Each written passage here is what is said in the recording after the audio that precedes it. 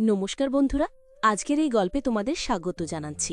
তোমাদের কাছে একটা অনুরোধ, যদি আমাদের এই চ্যানেলে তুমি প্রথমবার এসে থাকো তাহলে চ্যানেলটাকে সাবস্ক্রাইব করো, গল্পটা শেষ পর্যন্ত শুনো, খুব মজা পাবে। তাহলে চলো গল্প শুরু করি। আমার নাম সরিতা, আমার বয়স 25 বছর। আমি একজন বিবাহিত মহিলা। আমার স্বামীর নাম মনোজ, তিনি একটা প্রাইভেট কোম্পানিতে চাকরি করেন। আমাদের বিয়ে হয়েছে প্রায় 3 বছর হলো, কিন্তু এখনও আমাদের কোনো সন্তান হয়নি। আমাদের পরিবারে আমরা 3 জন থাকি, আমি, আমার স্বামী আর আমার শ্বশুর। আমরা সবাই আমাদের জীবনে খুব খুশি ছিলাম, একে অপরের সঙ্গে হাসি খুশিভাবে দিন কাটাতাম।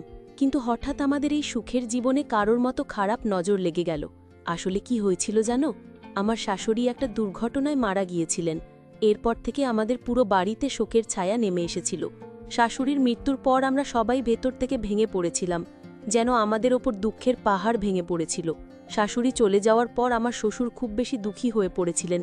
আমি যখনই তাকে দেখতাম তিনি একা বসে কাঁদছেন আর শাশুড়িকে মনে করছেন। আমি আর মনোজ তাকে দেখে খুব কষ্ট পেতাম। মনে মনে ভাবতাম, যদি শাশুড়ি বেঁচে থাকতেন তাহলে শ্বশুরের এমন অবস্থা হতো না। আমি আর মনোজ তাকে অনেক বোঝানোর চেষ্টা করেছিলাম। বলেছিলাম, আপনি এমন করবেন না, আপনি তো বাড়ির বড় মানুষ, আপনি যদি ভেঙে পড়েন তাহলে আমাদের কি হবে? আমরা তাকে বোঝানোর চেষ্টা করতাম।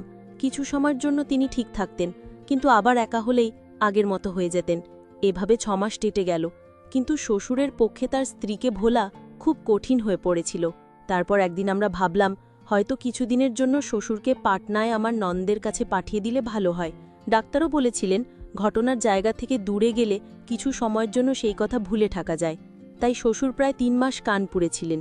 যখন তিনি ফিরে এলেন তখন আমরা তার মধ্যে তেমন কোনো বড় পরিবর্তন দেখতে পাইনি।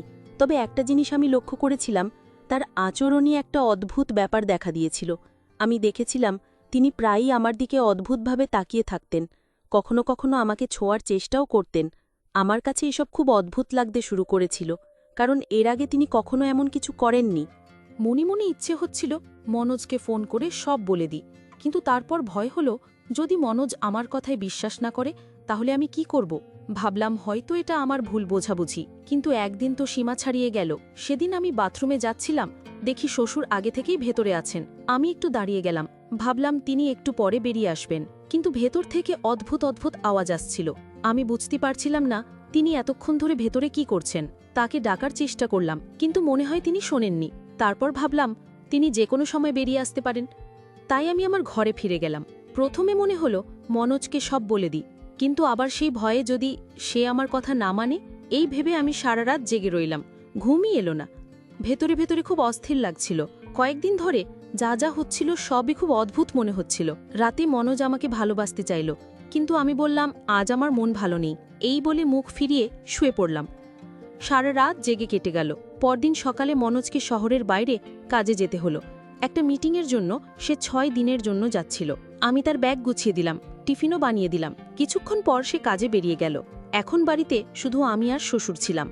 ভয়ে আমার হাত পা কাঁপছিল, প্রতিটা মুহূর্ত যেন শতাব্দীর মতো কাঁপছিল। সারাদিন আমি বাড়ির কাজে ব্যস্ত রইলাম। কাজ শেষ করে ঘরে এসে শুয়ে পড়লাম। আগের রাত ঘুম হয়নি, তাই এখন ঘুমে চোখ ভার হয়ে আসছিল। বিকেল 5টা বাজে। কখন যে চোখ বন্ধ হয়ে গেল আমি টেরই পাইনি।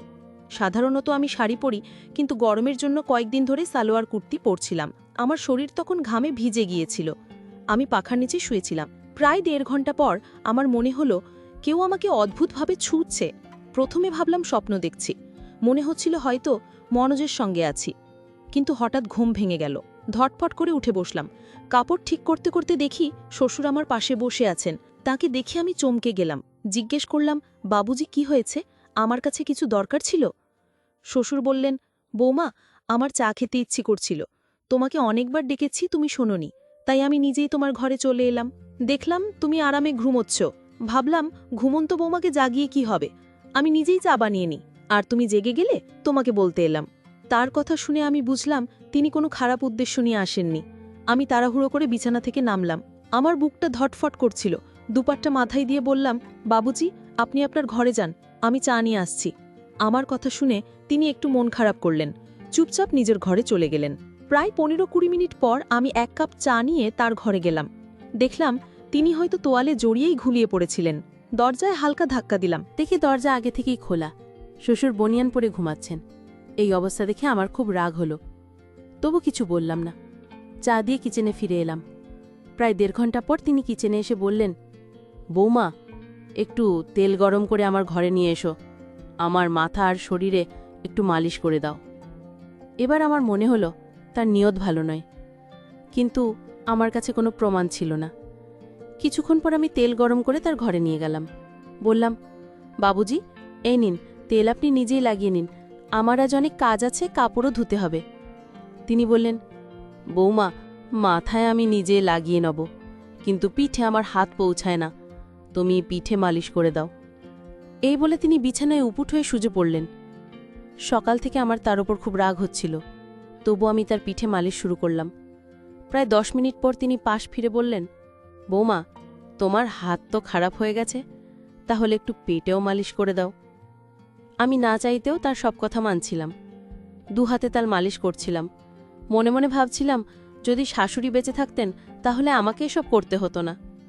এই 6 দিনে মনোজ ছাড়া আমার একটু খারাপ অবস্থা, তাহলে শ্বশুর শাশুড়ি ছাড়া কিভাবে থাকেন? আমি এই ভাবনায় ডুবেছিলাম, হঠাৎ সব ছেড়ে ঘাড়ের ভেতরে চলে এলাম। কিছুক্ষণ পর শ্বশুর আমার ঘরে এলেন। বললেন, কি হলো বৌমা, তুমি সব ছেড়ে এখানে চলে এলে কেন? মনোজের জন্য মন খারাপ করছে, তার জন্য মন বসছে না? তুমি আমাকে বলো, তোমার কি সমস্যা? তোমার যা কমতি আছে আমি সঙ্গে সঙ্গে পূরণ করে দেব। আমি তোমাকে আমার মেয়ের মতোই দেখি, আমি তোমাকে মেয়ের মতো ভালোবাসি। আমি কখনো চাই না তুমি কোনোভাবে কষ্ট পাও। তুমি তো আমার আদরের মেয়ে। আমি তার পায়ে পড়ে গেলাম। বললাম, বাবুজি, আমি আপনাকে অনেক ভুল বুঝেছিলাম, আমাকে মাফ করে দিন। এতদিন ধরে আমি ভেবেছি আপনি আমার উপর খারাপ নজর রেখেছেন, তাই আমি আপনার থেকে দূরে থাকছিলাম। কিন্তু এখন বুঝতে পারছি মনোজ 5 দিন গেছে আর আমি তার জন্য এত অস্থির হয়ে পড়েছি। শাশুড়ি মারা গেছেন 6 মাস হলো। আমি যদি আপনার মন খারাপ করে থাকি, আমাকে মাফ করে দিন। এখন থেকে আমি আপনার সব দিকে খেয়াল রাখব, আপনার মেয়ে হয়ে থাকব। তো দোস্তরা, এই ছিল আমাদের আজকের গল্প। তোমাদের এই গল্পটা কেমন লাগলো কমেন্ট করে জানিও। যদি গল্পটা ভালো লেগে থাকে লাইক করো, দোস্তদের সঙ্গে শেয়ার করো, আর আমাদের চ্যানেলটা সাবস্ক্রাইব করতে ভুলো না।